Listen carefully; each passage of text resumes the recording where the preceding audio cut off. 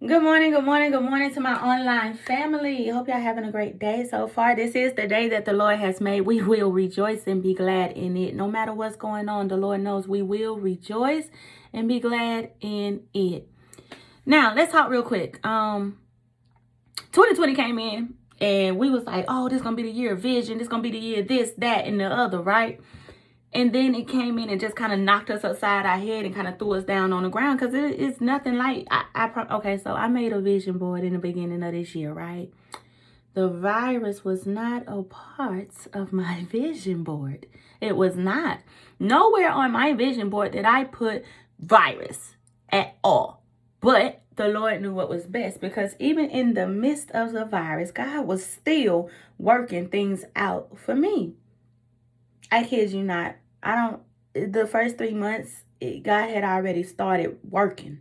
Like, He had already started doing things, and it was just simply amazing. Like, He touched on everything within the first 3 months. He touched on everything on my vision board. Make a vision board, y'all. That thing it's the truth, right? So, let's talk. We got this racial injustice stuff going on, right? It's sad. It's just it is. It just is. Like, it really is baffling. It's confusing. It's same thing. But yeah, it's horrible. It's horrible, and so many of us are hurting behind it. It should be no reason why I am fearful for the lives of my brothers and my sisters. Like, I'm fearful for the lives of my nieces, my nephews, my cousins, my aunts, my uncles, like my parents. Like, I am fearful of their lives because of people that are experiencing insecurities within themselves and having power struggles within themselves and thinking that they can use their power in that way.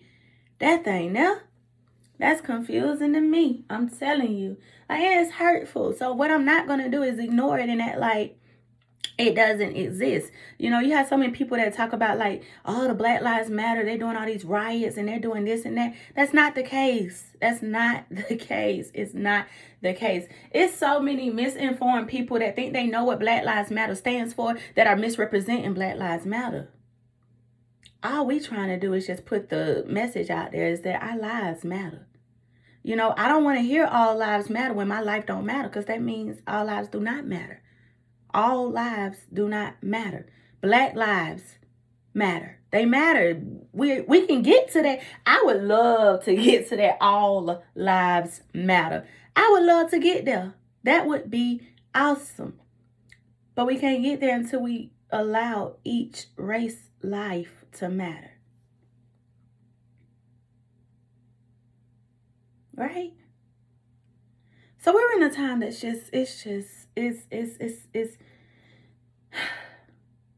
it's a time where you just don't know what to do. You don't know what to say. You don't know where to go. You don't know. You just don't know. You don't know.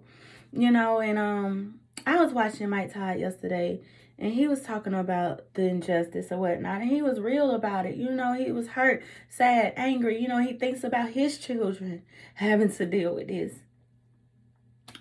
It's I don't know. And he was just saying, it starts, everybody wants to know how to fix it. It starts with, the organism. He was like, it's not the organization, it's the organism, yourself. It starts with you. And one point that he made was, what's your circle? Like, in your circle, what does that consist of? It's time to have the talk. But we can't have the talk if we all already separated. We're already separated. You know what I mean? Me myself, I know I have to do better with having friends of different colors or whatnot. Like, I have associates or whatnot, but as far as like friends, I don't have it. I don't have it. So I have to do better to allow my friends of different colors to come to me and talk to me about what I'm experiencing. They can't see what we're experiencing because if we don't talk to them about what we're experiencing. If we don't show them, like, look, this is what happens when I walk here. When I go here, this is what happens. When I go into the store, this is what happens. You can't understand anything until you get knowledge about it. Like, you can't. Like, you didn't learn anything in school until you actually studied it and spent time trying to understand it. Like, you can't do it. All right? So let's try to get together and talk to each other a little bit better. You know, but in these times, you know, you have all of this going on, right? Everything's just the Lord. You just trying. You're just trying to just stand in a time when it's nothing but people putting you down and throwing you on the ground. This is why the grateful jars came. Yeah, I promise y'all, I didn't know all this was going to happen this year. But this is the reasoning for the grateful jar, because it helps us to try to, in the midst of a time of turmoil, struggle, stress, it helps us to try to focus on something other than that, or remember things that we can be grateful for, you know. I'm trying to pull 3 only. I saw that one, so I'm not gonna pull it. Let's see, 1, 2, 3, and put them 2 back. All right, so here's my 3. One day I'm gonna do better with this grateful jar thing. I started it and went hard for the beginning, and Brother Emery texts me all the time. Hey, how you doing with the grateful jar? I'm not Emery, okay? Yeah, but I'll get back on it. But you know, the Lord is working. Thank you, God, for just, you know, people that try to hold me accountable, that actually hold me accountable. All right, let's do this real quick.